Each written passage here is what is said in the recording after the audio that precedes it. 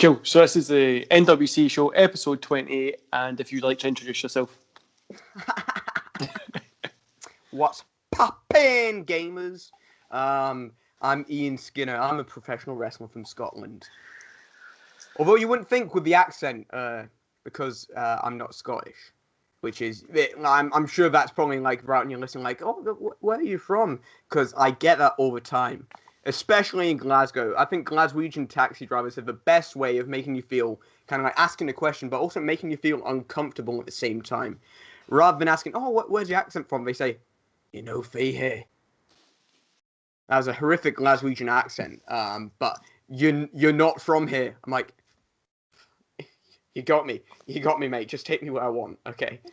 I'll pay. Just let me go safe. Man, friendliest people in the world, obviously, as Glaswegians can be the friendliest people in the world, but the way we speak, the way we ask questions, it does sound like we're going to like. Oh yeah, no, like it's all well-meaning. It's just literally just the kind of like, you're not from here. I'm like, oh, okay, I'll put my hands up for that. I'm like, oh, okay, just don't hurt me, mate. Man, the mini hands are my favourite thing at the minute. Honestly, see on like TikTok and stuff like that, I've wasted like don't know what you mean, mate. Hours of my day just just watching mini hands. So first question we always start these podcasts with is the one that I know you've probably answered like 1,000 times. So get it out of the way. What got you into wrestling? What was that moment you were like, this is my jam? So you can, and like people, you'll think that I'm taking the piss. I'm going to be straight up. You think I'm taking the piss. You think that I'm just like, oh, okay, I'm just going to answer something random on every podcast. I'll answer this. You'll be like, but you can go back on any other podcast. I say the same story. The first match that I remember when I was a wee kid, it was my sister, Sky One, must have been like a wrap up of like, oh, this was what happened on Raw. It was Tajiri versus Bubba Ray Dudley, but they were both dressed as Santa. I do not remember that whatsoever, man. But mate, it's on you. It's on YouTube. I've got the link, and it was like it was the most like I would say kind of like euphoric feeling of like I know that Bubba Ray Dudley was like Bubba Claus at some point. I just don't know. And it had to be like Bubba Ray Dudley, Santa Claus, and it was maybe like the fourth or fifth thing down, and it's like against Tajiri. I'm like against it, and then Tajiri's dressed as Santa as well. I'm like I don't remember. I just remember for some reason Bubba Claus is what stuck in my head. But I was like, going back, it's kind of like, oh wow. But that was when I was maybe like, it must have been like 5 or 6 at the time. It must have been like 99 to 2001. So that was my first like earliest memory of wrestling is that. And then kind of like as I got older, I kind of got into the figures, kind of like, and it was about 2005. So I must have been like 10, like 9, 10. That was Eddie Guerrero and Mysterio. They were the boys. And then I must have fallen out of it about 2007. Other reasons, the main reason I say is I went to high school and then became interested in girls. I'm like, oh no, girls don't like Rob Van Dam. Girls like music, so I'm just going to get into music. I didn't get into music because of girls. I got into music because music's good.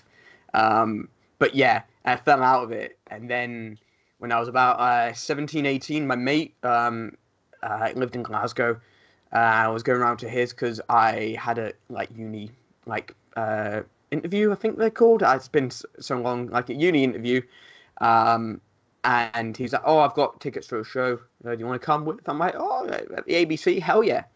And it was like first ICW show, Shug's House Party. And like since then, I've been absolutely like hooked. I think like I'd always catch up with him like in between then and being like, oh, what's Kane been up to? Or what's AJ Styles doing? Because I used to watch like the wrestling channel as well. And like he'd always just keep me up to date. It's like, oh, well, there's the Shield. I'm like, oh, that's cool. And Shug's House Party, I was absolutely hooked. And I'm like, cool, I want to train. Man, that's such a cool kind of story. And it's, if your career really takes off, you can always say it was the fact that Santa Claus got you into wrestling, which is exactly a cool story to tell. It's a different one, instead of from the normal like kind of getting into Yeah, wrestling. everyone else got like cool answers that will be like, the kind of stuff that they like clip in documentaries in years to come. Where it's like, well, it was actually Shawn Michaels versus Triple H in the SummerSlam, the Street Fight, just had me wrapped in. I'm like, lads dressed as Santa, and then he does the poison mist. My earliest memory of wrestling was like it must have been like 97, 98, the beer truck Oh yeah, Austin. Austin comes out, and then it was like the milk truck after that, then I really started getting into it, because that was like when I started watching it. I don't know that, I'm a kid. And then Kurt Angle comes out with milk and you're like, right, I know what that is. I tell you what, if I had to face Kurt Angle, that would be his like his ultimate weapon against me. That's my kryptonite, because I'm lactose intolerant. He just comes out with a milk truck. He's like, eat this, bitch. I'm like, no, I'm gonna shit myself. That's what I was going to say, man. Now, like, you being lactose intolerant, that came out, like, that would be you. You'd be like, oh, what's... Yeah, imagine if that came out. That'd be my ultimate thing. It'd be like Chris Jericho CM Punk, where he's like, he pours whiskey in him. It's like, someone's just like trying to put a block of cheese in my mouth. I'm like, no, I can't have that. Man, so it's obviously weird, like, when you think back to when you're a kid, like, getting into wrestling, like, when you're at school and stuff like that. So, for me, it was that Attitude kind of era time that I started getting into it. And my last name's Kane, so I was always Kane, kidding, like, my pals would be like, oh, you need to be Kane, which is... I wanted to be like Hey, Kane's min. Have you seen the 2001 Royal Rumble? He is cool, but see, when you're a kid and you're like, do you want to be like... I want to be Jeff Hardy. Aye. Everybody got to go to cool guys, and I was just Kane, and they'd always be like, do his like slow walk with it, and he can't speak, you need to put a mask on, and I'm like... But aye, it was just bad memories from school for being always my last name being Kane, but yeah. That's fair. So, how long have you been wrestling? How long have you been in the business? So myself, I've been training since about 2015, late 2015. Because there's a whole thing with my accent where I've been all up and down the country, but I moved down to Edinburgh in 2015 for university, and literally, like, my plan was, cool, I'll move down to Edinburgh, because it was like after college interviews. I'm like, cool, I'll move down to Edinburgh, I'll start training, because I've seen the show and I want to be like, I want to be a cool wrestler guy. So I moved down to Edinburgh, started training, going out to Airdrie, kind of like every Sunday via train. I was kind of on and off at the start, because I do like other things on the side. Like I do like I'd like to say that like Craig Anthony, I'm like an actor, but I'm just like a general just entertainment guy. I do a bit of acting, I do a bit of comedy, I do a bit of did some podcasting, did some like photo video editing. I just like making stuff and just like being like, here you go. I'm on Twitch now, twitch.tv/Ian Skinner PW. I've been watching YouTube videos that are like Yoda ASMR, and there's a whole like ASMR series, right, of Yoda being drafted to Vietnam, finding a Vietnam hideout dugout with a bunch of ketamine, getting addicted to ketamine, and I'm thrilled. I want to go deep on this series.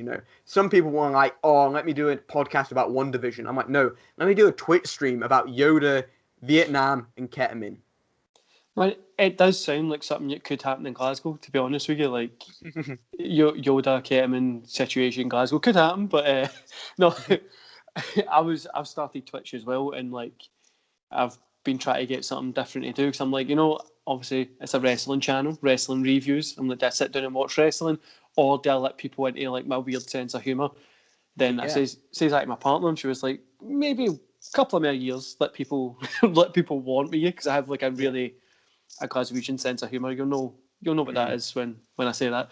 But so we had Craig Anthony on the podcast as well, and obviously he's like an actor, a wrestler, he's just a general handsome guy, he's got his stuff together, and I'm like, you want to know what's hilarious, right? I was once doing a show, helping out at a show that he was on. His family show up. It was in his Greenock Town Hall, so where all his family live. His family show up. They look the spitting image of him. They're all a bunch of handsome bastards. And I'm like, God damn it, Craig, give me some of your genetics. I'm just gonna put over Craig Anderson. Yeah, great wrestler, great actor. He's handsome. What can't he do? Podcast just dedicated to Craig Anthony. Yeah, this is the Craig Anthony cast. Well, I'm just instead of reviewing wrestling, we just review Craig Anthony. You know, just. I'm just jealous of anybody that's got hair, to be honest with you. So it's I'm even jealous of yourself. So it's fine. I'll put anybody over that's got a better. No, mate. Better hair than me. Okay, mate. Fucking Evanescence. You give me the vibe of like the guitars from Evanescence. He's heavy, cool. Like, wake me up. Oh. So, man, obviously you started training in like 2015 and stuff like that. Yeah. What was your kind of? So when I first went to wrestling training, it was well back in the day. Like I was like 13. It was on a Sunday. You had to go for a whole day. It was from 8 a.m. in the morning till 5 at night, in the evening, whatever you would call it. I was 13. I got a guy took me there. That I went to a wrestling class, and then he took me up there. And it was in the middle of nowhere. It was in Linwood, in an industrial estate, in a garage. It was cold. They made all the new people just run. The guy forgot I was even there. But what was your first experience? Because I remember just shitting myself as a 13-year-old turning up to all these wrestlers. Yeah, so I think I must have been like 18, 19 at the time, right? So I was fairly kind of like, I don't know, like, not confident, but I was like, okay, cool. I've done like martial arts training previously, and I'm like, okay, I'm kind of like, it's much of a muchness. Like, I don't think I feel like it's gonna be something new entirely, but I, wasn't sure what to expect. So they, like TJ Ragey teaches in Airdrie, in like a gym, in like a, I don't know, they do like aerobics or stuff in like a different room. Yeah. So like I turn up like half an hour early just to be like dead keen and just like wait for people to show up, and people show up with like boots and stuff. I'm like, okay, this must be the wrestling people. And it was something. It was different than like martial arts like training, but yeah, I think like TJ Ray's is just like a welcoming. He's like a dad or like an uncle, like he's just like he's just so knowledgeable, but he's just like so informal as well. He's just I don't think like you just need to meet the guy in a training setting. He instills great like respect. Like as soon as you're like a new person, you'll go, okay, new person's here, everyone introduce yourself. So like he'll get everyone to come around, shake their hand, introduce themselves to you on your first day. And then most of the times you start with like a little warm up, like some tying up, a bit of chain wrestling, just trying to like, here's a hold, and then you'll go into like the main kind of like exercise of the day, whether it's like a speciality or something. And it was all very different. I think it was been a while since I'd done like any like jiu-jitsu. Since then, so I was kind of like a little bit off base, but the amount of squats we did on that first day, my legs were absolutely dying. So I'm glad that I've now been normalized to the classic, all right, 10 squats, okay, 10 push-ups, okay, 10 star jumps, okay, 10 sit-ups, 10 squats, 10 sit-ups. People don't realise what it's like. Like, so I remember when I was doing it, and it was like that. It was like, oh, cool, try this. We show you around and stuff like that, and then it's like, right, cool. Right, that's 10 push-ups, 10 sit-ups, 10 squats, lunges. Cool, guys, go outside and just do like right up to that one end of the industrial part and back. Just do lunges. As a 13-year-old turn up, I'm like shaking and stuff like that. But it set me up for that kind of martial arts training later on in my life. But it's literally what they do in like the dojos. There's I can't remember. I think it's like California Dreaming or something. The not TV series, the YouTube series about the LA Dojo with Shibata, where literally he's just like, okay, cool, we've warmed up, let's just go for a run in the park. And then they went for a run in the park. It's like, okay, last one there's shit. Like last one there has to clean the ring when we get back in. Everyone's pelting it, and then they go to the park and then they wrestle about in the park. And like I've had like the great opportunity to train with Atsushi Aoki from the All Japan Dojo. Rest in peace, of course. But like it's a very similar style. It's probably like in Airdrie, it's different. It's a lot less kind of like intense because there's like a mixture of age ranges there. You've got like the young kids who are like, they're wanting to do like RKOs and stuff, and then you've got like the older people like myself who's there just to like just test some stuff out, just keep going. But training with Vetsushi Aoki was mad because he'd get in the ring, he's like, okay, do a roll, and then he'd just do all these different rolls, and then like you'd be there and you're like, how did he do that? Like a straight leg roll. Do you know what a straight leg roll is? It's the maddest. Doing a straight leg, but keeping the leg straight, and then getting up. Try this at home if you're listening. Try forward roll without bending your knees. Like when you get to that position on the ground, try somehow get yourself up to your feet. It is so difficult to do. Bruh.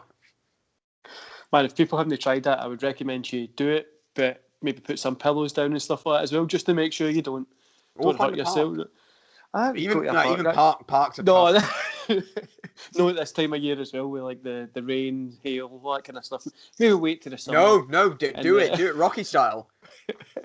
So it's literally what I've been doing, like in the lead up to like some of the tapings, because I can't go to the gym, can't go to like training. I don't have like a soft mat facility. I take a run down to the park, do a bit of cardio work, and then try my rolls, nip up, head spring, like that stuff. And not in the rain, of course, but like I did it in the snow as well, because I'm like, hey, it's kind of soft.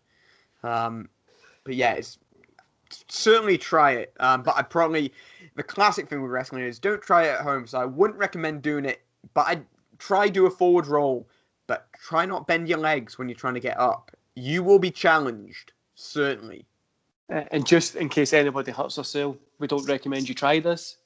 If you'd want to try it, you can. Yeah, it's your own responsibility.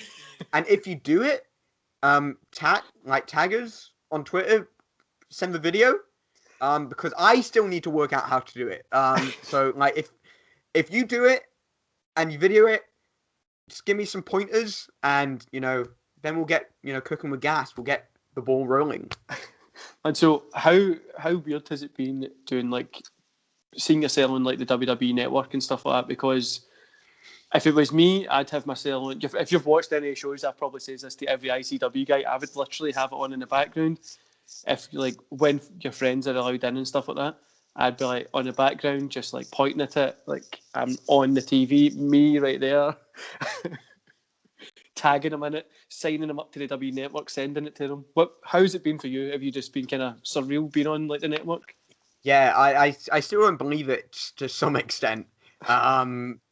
I literally feel that like every now and then, like I'm just gonna be replaced by CGI. I'm just gonna be like, oh yeah, today Hayden Christensen will be playing Ian Skinner.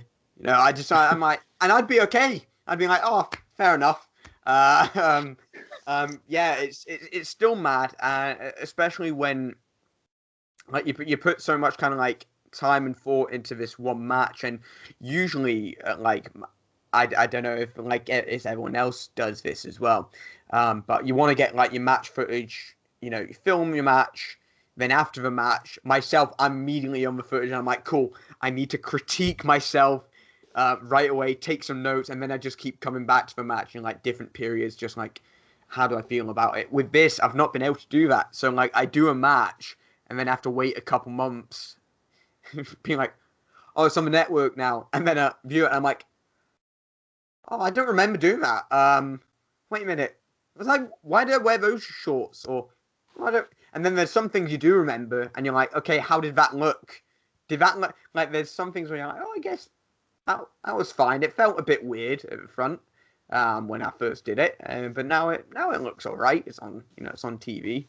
So I think that's my main thing of like watching myself. Also, I think I've just developed this new habit of like I start reliving the matches as I'm watching them, in which like sometimes I'll get hit and I'll be like, ooh, like it's like a voodoo doll, or like the portrait of Dorian Gray when Ian Skinner on the network gets beat up, I get slightly beat up as well. Yeah, no, I've been showing off to my mates, like my mates who like wrestling, and also like friends who don't, because I want to be like, hey, does this look cool? Like, because say the people who don't watch wrestling sometimes give the best kind of like critique or feedback on wrestling. They'll be like, "Oh, why'd you do that?" And then like you're thinking of it like, I do that because that's how you're taught to do things, rather than like that's what you do in a real fight. But then again, I wouldn't try pin the person's shoulders to the mat in a real fight. There's a lot of things that I do in a match that I wouldn't do in a real fight. I think it would change. It would add. If you imagine a street fight in Glasgow, get out, you see somebody get knocked down, get the leg up, a referee comes running out somewhere. I think that would make it look pretty. I mean, fun, I'd do a street fight in my underwear. You know, that's the part of it. But you know, I wouldn't. I don't have the knee pads, but that's the thing. If I was in a street fight, people like I'd strip down to my underwear, and they'd be like, "Oh, he doesn't have knee pads. He's indie as fuck." Man, see that's a pop out there for you guys. The thing that always got me is when people always critique wrestling. They're like, "Oh, you wouldn't do like a power bomb in real life. You wouldn't pin the guy in real life, stuff like that." But if you did do a power bomb in real life, it would probably really hurt somebody. But you're like. I mean, like, you've seen power bombs go wrong on, like, Botchamania, and even in All Japan, where somehow, a messed up power bomb becomes oh, yeah, that's my new finisher. The bloody Tiger Driver 91, where it's like, yeah, it's my finish now. I'm just gonna fuck you. Man, the thing that... Also, if ever I'm in a street fight, I'm never gonna do it unless I have wrist tape, because if I don't have wrist tape on, I look naked. If you don't have knee pads and you don't have wrist tape, you look naked. That's a fact. That's straight up facts.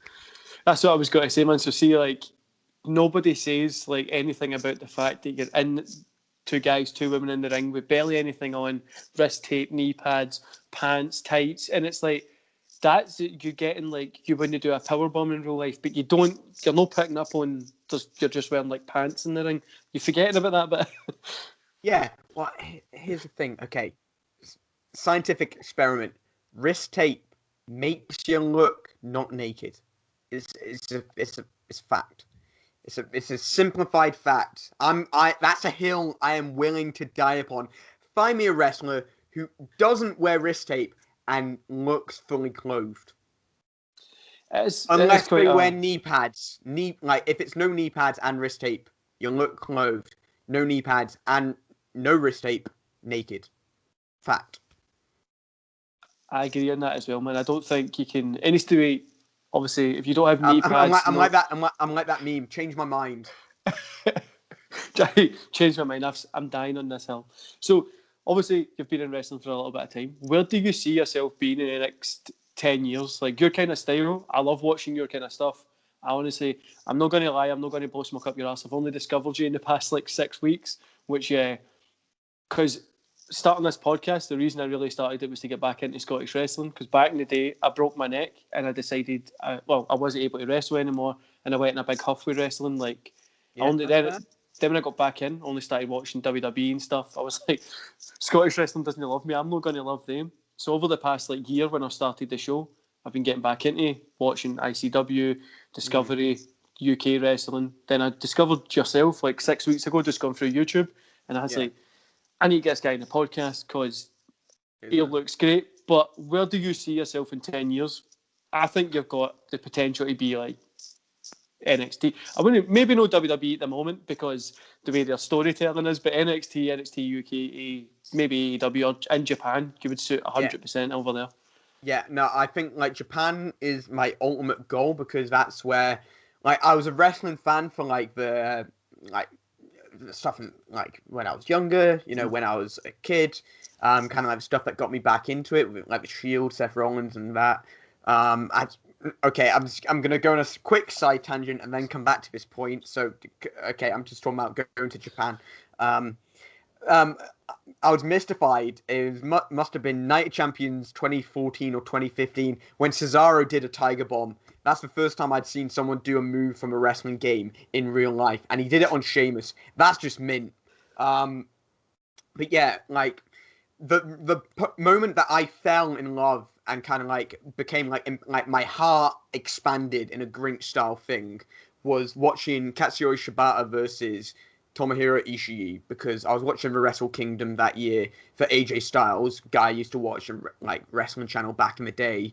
didn't catch most of his stuff in Japan, but like this was the thing that's getting me back like into Japanese wrestling. Yep. And Shinsuke Nakamura, because I think I saw his match with Kota Ibushi the year before, because everyone was raving about it. They were saying it's like a 5-star. I think it was a 5-star match.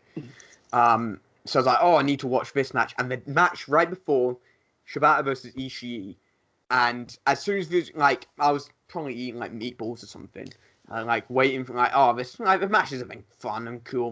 And then like they just come in, bell goes, and they just go right into the center, and they just start like trading, and I'm like, what? Because it's just something that I'd never seen anything like that before, and the point that like. I think, like, the trading at the start, I was like, oh, I'm interested. But it's the point where they did a snapmare, boot to the back, and then Shibata stood up, and Ishii sat down, and he's like, okay, then, come on. And I'm like, what the... Like, these guys are just absolutely, like, leathering each other. And it's like, it was like Dragon Ball Z. It was like a dick measuring contest where, like, they just keep going Super Saiyan, and it's like, the last person, like the first one to die loses. That's like, and I'll see if my computer can actually move, to actually show you how much of a Shibata fan I am. Well, I've actually got a portrait of him. My mate did that. That's pretty cool, man. He did that in Sharpie. So shout out to my mate, but like he did that for my birthday. It's the iconic, like his face with like the blood like pouring down his face. So, like, I'd love to be able to wrestle in Japan because that's where that kind of, like, the passion, like, kind of is, like, brewing for me. And it's great to see the kind of, like, Japanese wrestling kind of get more of a mainstream kind of, like, display. And, like, as time has moved on, I think I jumped, like, back into wrestling at the perfect time. For example, Shug's House Party, Drew McIntyre returned as, like, Drew Galloway to ICW. And now he was the WWE champion. That felt like I was like in a story arc myself, in which like I've seen him like been like cast away from the WWE, and now he's returned and he's NXT champion, and now he's the WWE. I mean, like it was incredible. Man, see, I'm not much an old man. I remember him before his first run. So I remember seeing him for his first run, then he went there, got cast away. He was here, and then obviously he's went back. So it's like they've been this put up and down story. Yeah. I remember when he won it, and obviously there was no fans at Mania, but I was in my house just pure like, yes, my kids are up. Like, why is it 4 a.m? Why are you shouting? You don't understand. Leave me alone. Go back to sleep.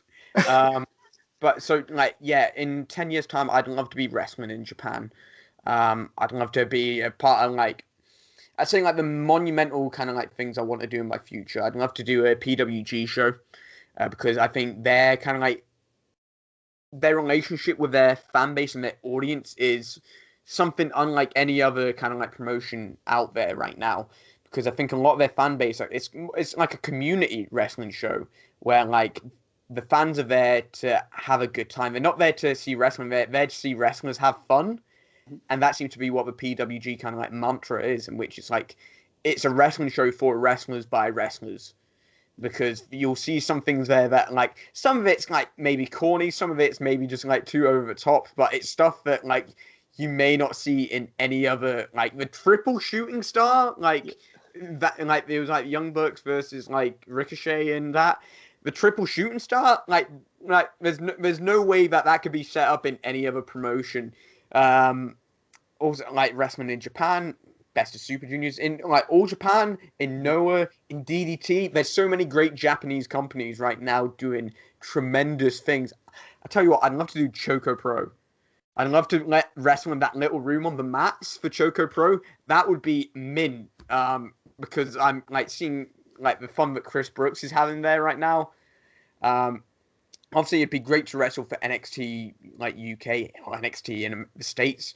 Do a WrestleMania Access, or even go to like be on like a GCW or like one of those like WrestleMania weekend shows, because there's so many of them. Wrestling in Germany, like I just want to like 10 years time, I want to be all over the shop. I want to be that kind of name that like the person's like, oh yeah, so today they're doing Edinburgh, tomorrow they're doing Glasgow, then they're doing France, then they're doing Spain, I'd love to be like traveling all over the world. Ideally in 10 years time, so I'm 25 now. 35, I'd love to be hitting my peak in Japan.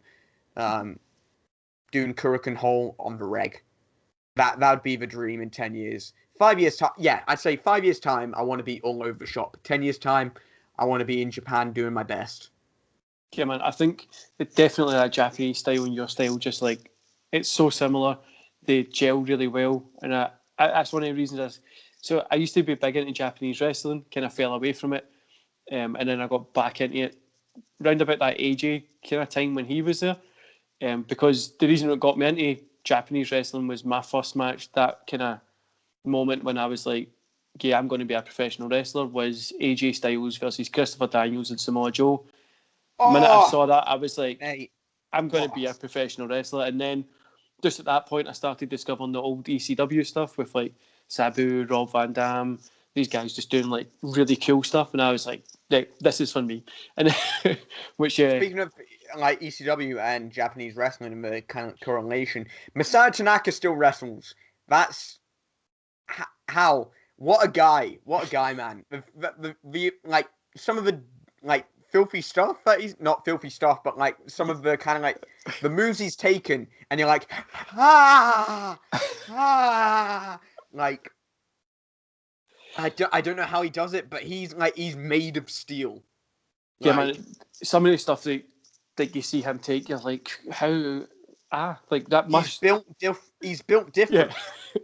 So moving into, we'll do the negative side first. So what's something that you don't like about today's wrestling? Like, what's something you don't like about either the community or wrestling in general? What's something that you don't like about it? So I heard like Craig's answer on this one, and I think one of the things that I'll probably say two things, because one of the things isn't more about wrestling, but it's more about my attitude towards things. I think I'm very self-critical of myself. I've many a times that people say that they see great things in me, but for myself, I'm like, I don't know what it is. But here's the thing: no one's able to describe it to me. So like that's even worse, because I'm like, no, but tell me what it is. What is my it factor? And people are like, well, you just know yourself, and I'm like, do I? Do I know myself? Because right now I'm questioning everything that I do. So I think, but that's not a wrestling thing. I think that's just me as a producer of like content, whether it's podcasting, acting, theater, like directing as such. I'll always be picking holes in my own game or my own content to make myself better. Which is a good attitude, but it's also a negative attitude at the same time, because I never have a time to enjoy myself. I think the last time I've been able to enjoy myself was the match with Craig Anthony, in which I went in, I was like, cool, I've got a great idea. Let's just do, actually, no, I won't spoil it. I want people who know, I'll tell you after we stop recording. I want people who know, I want them to, like, watch that match, and if you know, you know. If you don't, it's fine. Just enjoy it for what it is. I think as for a second item that I can actually give as an answer, apart from me being like, oh poor me, I'm so wanting to be better. People being like, I think it is kind of like what Craig was saying, like negativity. People. I obviously everyone's entitled to their own onion, as the old saying goes. But I think some people are taking their opinion for fact, and people have a difficulty of loving everything. Like I think that and I think it's in human nature to kind of like in football. This is my team. It's like the old Mitchell and Webb sketch where it's like, where like people are talking about their football. It's like, oh, we won this weekend. And it's like, oh, when you say we won, do you mean your team? Are you part of the team? Or, sorry, I just have difficulty thinking because I got punched so hard in Raging Bull. When I was in that boxing match in Raging Bull. Yeah.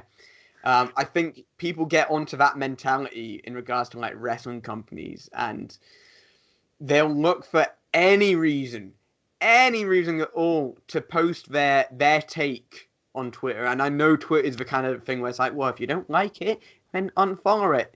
But I think sometimes it's just like it's an echo chamber of negativity, in which one negative opinion will come out, and I'm not in it for that negative opinion, but it's all the follow-up of that, of people being like, well, no, that negative opinion's wrong because this is the fact, and it just all like snowballs, and it's like, can't we just all, or what's the quote from Mean Girls? Can't we all just like make cakes together and like, share rainbows and stuff? Obviously, it's very difficult to be positive as well with some things, but I feel that not kind of like every opinion should be blasted into the echo chamber, because it's very difficult to like go on Twitter, just see everyone kind of like making a war between two companies when you can watch both if you want. If you don't want to, just don't. When something small happens, you don't have to be like, well, that's why they're failing. Or when something happens on the other ones, you're like, well, you'd never see us do that. It's like, just enjoy wrestling. Man, that's what I always say, like, just enjoy wrestling. But I totally relate with the overcritical stuff. Like, everything I do, like, I can draw a picture and be like, does this look good? Everybody would be like, oh, it looks like really, really good. Really good. And I'm like, it's not that good. Like, one wee mistake, like, I pick holes in everything that I do. I'm one of those, like a overthinker, kind of. Yeah. I'm just mega critical of myself. Like, I don't see the point of not being critical unless it's perfection to my standard, which never happens, because my standard. I think it's a lot of things like sometimes what's in here doesn't play out, but I think that's also a kind of thing of like control as well. And I think at a certain point you need to realize that you don't have control over everything as much as you'd like to have like everything play out like the movie that you see in your head. Sometimes you just kind of like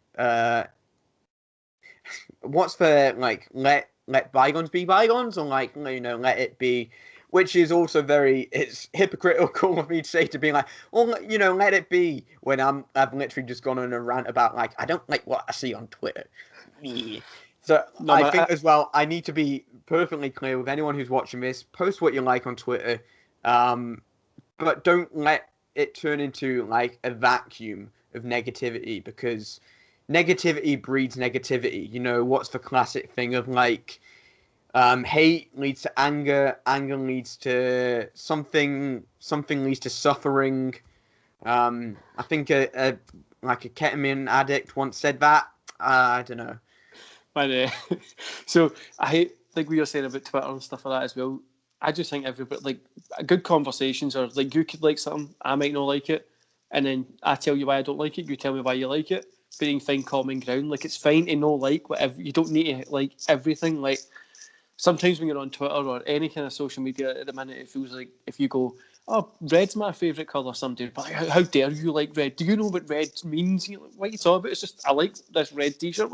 What's happening? But no, man, I think that's the same thing with wrestling. It's like, oh, I enjoyed WWE this weekend, especially for me reviewing shows. I can be like, oh, I didn't like SmackDown, it wasn't that good.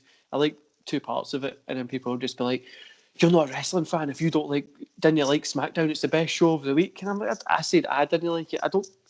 Do what you want, enjoy what you want, and that's like what you can do. You don't need to watch me talk to myself about wrestling. Go somewhere else. You don't need to watch me. But flipping it to the positive side of it, what's something that you love about wrestling or like about wrestling in today's market world, whatever you want to call it? I love getting absorbed into something. Like, I can't remember the last time I felt it with wrestling, but because I think right now is a very weird point in wrestling in which like you need to change the way that you kind of like perceive it. But there's moments when like a crowd aligns with what's going on in the show. Like, I'll give an example of like when it happened watching a movie recently, because that's when I felt it and I was like nearly tearing up. And that's what happens when you like, it's essentially all the stars align, like the wavelengths suddenly connect, and like it evokes an emotion within me in which I'm like, I can't control it. I get really kind of like emotional. Like Hangman Page, Kenny Omega versus the Young Bucks match. I think that's the last time that kind of happened. I think like that was the last one with an audience in which everyone was just like, everyone was on board, like the stars aligned, and it would. I wouldn't say it's. I'm not gonna express like a subjective opinion upon it, but like the objective thing that happened is the match was good, and the crowd kind of understood everything. I'd say it happened as well with the John Moxley and Eddie Kingston. When Eddie Kingston came out, I was absolutely losing my rag because it was the perfect story. Like, and I was like, oh my god, oh my god, oh my god. When it happened in a movie recently, it was the Justice League film. And I wouldn't say I was a big fan of like Wonder Woman and like that stuff. I wasn't like, I'm not saying like Wonder Woman's bad. I'm just saying I wasn't a big fan of Wonder Woman. Like, but the Amazonian chase scene, when they obviously the thing falls in the water, they burst out and Darkseid's coming for the box, and then they're trying to like ride to catch up with the box so that he doesn't get the box. The emotion that the film was trying to convey, it played out so perfectly that I just connected with it, and I was like, I was there. The tension was rising, and like obviously the character emotion was, we need to get to this box, otherwise the world's ending. And I'm like, they need to get to that box.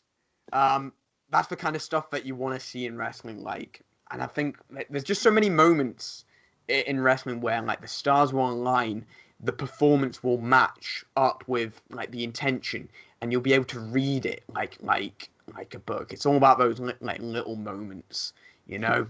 I think the classic ones that I always love. I always love like a Kawada, kind of like when he fires up after getting hit with a move. I think it's overplayed at some points, but I think there's the perfect moment for it every now and then, where like the move will happen and then Kawada will get back up and he's like, he's going Super Saiyan because he's had to like activate his like special move. He's had to hit that kind of like if like Nazi zombies. He's had to like activate his tombstone perk or like the classic like the heal yourself perk thing. And he's had to go, and he's had to just like go Super Saiyan because otherwise like he's just landed on his neck and he has to activate all his power. Otherwise he's going down. That's the stuff that I always bite for. Or like when Ishii kicks out at one, it's always like he's just been hit with a move and he kicked out at one. I'm like, he's powering up. I love that stuff because it's all about the performance matching. Because I think it's like a classic thing of like, as soon as you think the hero's going down, they're back up. Mm-hmm. One thing I've never seen a wrestling equivalent to it. I've never seen someone do a classic like pull a grenade, go on without me. But I'm not sure how you could portray that in wrestling. But that's something I want to see because those scenes in action films are the best scenes where the guy's like in Dog Soldiers where Spoon's like, cool, I'm going to have to just box this werewolf. Bom, bom, bom. Man, I think what people forget is you don't need to take wrestling serious. Like, a lot of people forget that some things don't need a purpose. Like, you don't need to... Like, you can sit down, watch a good wrestling match with a good story that builds into something. It doesn't need to tell the story today or have, like, this weird... like purpose or meaning in society. It's just a wrestling match. like Naito versus Okada. I think I burst my knuckle open because I think it's after Okada. I can't remember what it was. I don't know whether it was a kick out or whether it was a hitting of a move, but I think it was to do with the Stardust Press. Because I'm sure it was that in which I was punching my bed so hard. And I just accidentally caught my knuckle on my laptop edge. I was bleeding everywhere. But it's either he had kicked out or he hit the Stardust Press. And that was a moment in which I was engaged. Because it was a story that had been told over years. And it just all came to fruition. Yeah, man, the way I always describe it is like... So if you're watching a movie, every single movie you watch isn't going to be like a 5-star classic movie. You're going to have some kind of... like, okay, no great movies, but people just need to not take it as serious as what they do. Like it's Yeah. professional wrestling. It's meant to be fun. It's meant to like challenge norms and stuff like that. Is what wrestling is. But Yeah. people take it far too serious. Now, coming into the end of the podcast, we always ask 3 questions. If you've listened to the show, the last question I never send anybody, but we'll just go through them. So the first one is, who's your favourite wrestler of all time? I think I can guess the answer, but... Yeah, I'm going to say it's Katsuyori Shibata.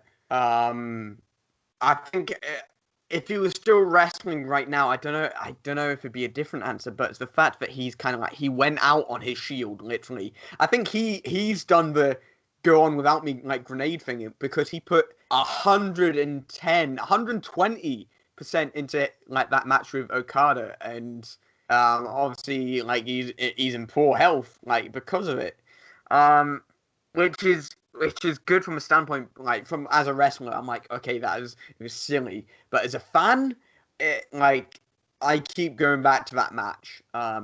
So yeah, but he's the one for me. And if you had to pick an event that you could watch like all the time, what event would it be for you? Royal Rumble 2001.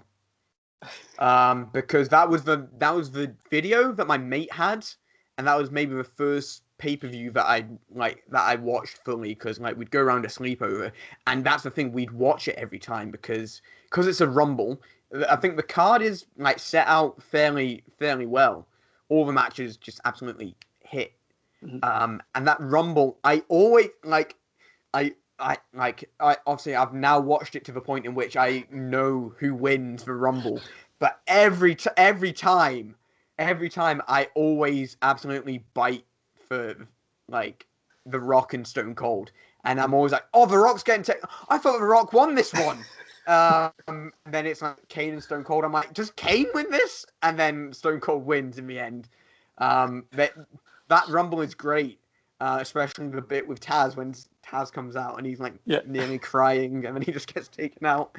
I love Taz. Taz is like the Guy Fieri of wrestling. I've never heard that description of Taz before, man, but it's going to be stuck in my head now. But for me, it has to be something similar. So it was back when VHS was still like a thing, and I got King of the Ring 99, and just I know it's not the best pay-per-view.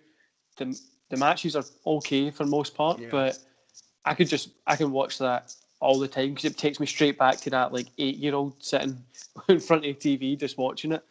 But the famous question, man, the question that everybody either hums and haws it or they've got the answer for it is, so I'll give you my example. The question is, if you could replace yourself or add yourself in any match in history, what would it be? So mine would be I'd replace Owen Hart against Bret Hart, SummerSlam 94, Blue Steel Cage, just because that's one of my favourite matches of all time. So what would yours be? But here's the thing, okay? Here's the question that I was thinking of. Like, follow up, am I replacing them as me and doing my moves in the match, or am I just, like, sitting in their shoes and all the match, like, plays out the same? In their shoes. So it can be either way. If you would like it to be you replace it and put yourself in. For me, I would need to be in Owen Hart's shoes because you couldn't fumble that match up with Bret Hart. Yeah. So it would need to be Owen Hart, but you can take it whatever way you want. Just whatever way you want. Okay, yeah. So that makes me think. Like, I think I would have been prepared going into this one, but I'm like, mentally, I'm in two places because there's so many matches that I'm like, oh, that's a cool match. But I'm like, if I was in that match as me, as Ian Skinner, it wouldn't mean Dick Diddley. In all honesty, because it just being, and I think as well, like my moveset is usually based off of one person in that match, and it's the person that I'd want to wrestle. So it'd be a case in which I'm like, oh, great, we're just gonna do like the mirror, like the Spider-Man meme spot. That isn't a spot, but we'd be doing the Spider-Man meme. I'm like, I want to hit you with a burning lariat because you're Kenta Kobashi. But realistically, he'd hit me with a burning lariat because he's Kenta Kobashi. Unless I'm Kenta Kobashi. But, you know? Yeah, man, I get it. But you can answer both of them if it's with your moveset or if you're replacing somebody. You can give two answers to that. I think that'd be unfair. But also, don't give anyone else that option, okay? Because I don't want to be the last guy to do one, and then everyone else is like, oh, I'm going to do 3 now. So don't you dare. But you can answer both of them if it's with your moveset or if you're replacing somebody. You can give two answers to that. I think that'd be unfair. But also, don't give anyone else that option, okay? Because I don't want to be the last guy to do one, and then everyone else is like, oh, I'm going to do 3 now. So don't you dare. I tell you what, I'd love to Shawn Michaels Ric Flair for the simple that I'm sorry, I love you. Boom! Super kick. Like, because that's such an absolute cinema moment. That is one of those kind of like I mentally see it as like a 3D kind of like, not 3D image, but I don't see it as kind of like that was the shot on the screen. I see it as a moment in reality. Like, I can see him do a super kick and then time slows and it does the 180 camera round and zips back round and then it hits and then all the lights are going off. I don't even know if like the flash photography was there, but like that's how I see that moment because it's such a TV moment. Man, it's probably one of the most like similar to you. Like I remember lights going off and stuff, and I'm like, did we even have like was there flashes there? I don't know. Like I remember this like stuff happening, but I think maybe my brain's just put stuff in there as well. Like, Yeah. like It's oh, like your brain does do stuff like that. Like literally, like I'm gonna say something right now, and you're gonna be like, "Oh yeah, I guess I can see that." If I told you right now that Sebulba from the Phantom Menace smoked a cigar with his leg, that sounds like it. He doesn't, but it's like you can imagine it, and I think that happens with so many moments in wrestling in which you see it so many times that you get the full scope of like, okay, this is like a theater piece. Like you see it from multiple different angles. Like I'm trying to think of like other moments that like had that same kind of like evocation. Like I say like the Montreal Screwjob has the same thing. I'm always like thinking about like just everything in that picture. I feel like I'm like watching from the rafters. Or like The Undertaker, Brock Lesnar beating the streak, or Seth Rollins, cashing in his Money in the Bank. I just kind of, you see these moments as kind of like a full scope of things rather than just like the shots that appeared. and so we've been finishing up the podcast a little bit differently as well because I've been talking to so many of you ICW guys, and I know the minute I come to a show, there's just going to be all the heels point mute. So, what's one match that you would recommend somebody to go watch of yours? Would it be that Craig Anthony match on the network, or what's one that you would recommend people to go watch Okay, now of you? because I didn't do 2 matches as the last one, can I give 2 matches for this one? You can, man, you can. Because they're two different kind of like genres of matches, I'd say. And I think there's the kind of like the natural progression of myself in this one. It's me as they're both singles matches. I think the first one I'd say is myself versus DCT in our final match of the Lionheart League because I feel like that was again it was one of those kind of like it was really like there was an emotional value in that match. For some reason it did fit like and the ending of it was really really physical. To say the least, like there's a lot of like emotion attached to that match from myself. I feel like that was maybe I don't know. I think we may like look back on that as kind of like that's maybe where I landed. Because I think that was the first match that I was like I came out of it and it wasn't. I didn't think of like this. I did this. I did this. I did this. I came out of that like feeling. And I was like, wow, that was a fight. Not to say anything against like my other matches that I had up until that point, but I think that one because it's against like a former world champion. I think there's some absolute like value and stake to it. From my own personal standpoint there. And then I'd say my match with Craig Anthony that just passed for the simple fact that I got to try some different things rather than kind of like going through my usual repertoire. I finally got to like pull in some jiu-jitsu and some like the wrestling techniques that I brought in, and it was all kind of like free flow.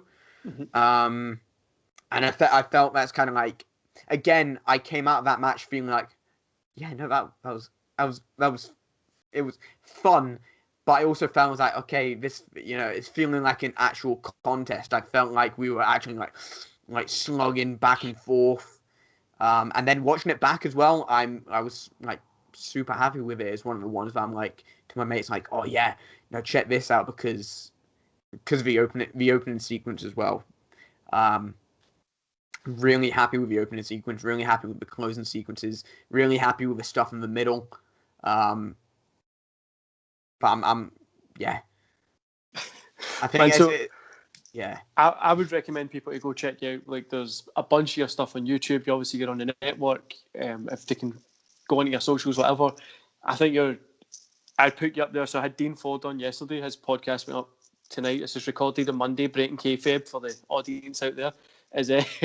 I would put you up there on par with him. I love watching Dean Ford stuff because I've done a lot of like Muay Thai and stuff like that, which is it's kickboxing style. I really like it, and I would think you're like the Japanese Scottish version, if that makes sense. Like, you're taking that Japanese style, bringing it to Scotland.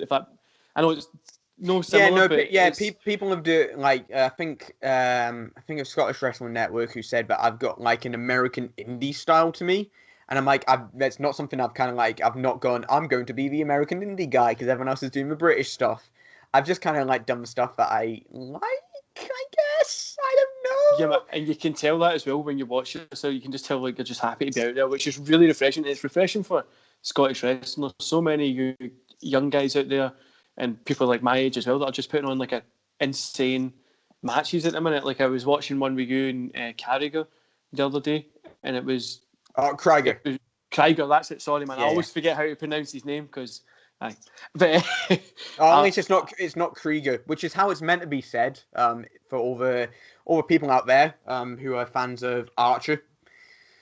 But I thought it was pretty cool, man. I liked all the kind of stuff that you do. I've been watching lots of your stuff. I'd recommend people go get you. I've got your links in the description below. Is there any way you want people to definitely go find you? You want them to go check that Yoda Caterman stuff on Twitch first, or you want? I don't do VODs yet, so if you want to watch me on Twitch, you have to tune in for my schedule. Check me out, check out when I'm streaming. I usually will try and post something within the day. It's gonna be like wrestling. I want it to be a unique experience to be there live on Twitch with me. I recently did a stream where we looked at shitty food porn, so kind of just food with threatening auras, trying to think of the mashed potato sandwich. Check me out on Instagram and Twitter. That's usually where you find most of my stuff. I've had a couple merch drops recently. I think I'm all happy with those designs. I've done my recent one. If this comes out in a week or so, it's a deathcore design. If you're interested in that stuff, hit me up. I try to do it in batches. So if you say, "Oh, I'm interested in that," then I'll message you when it's available and stuff. But deathcore stuff is my stuff. I like heavy music, but I also like a bit of rap, bit of this, bit of that.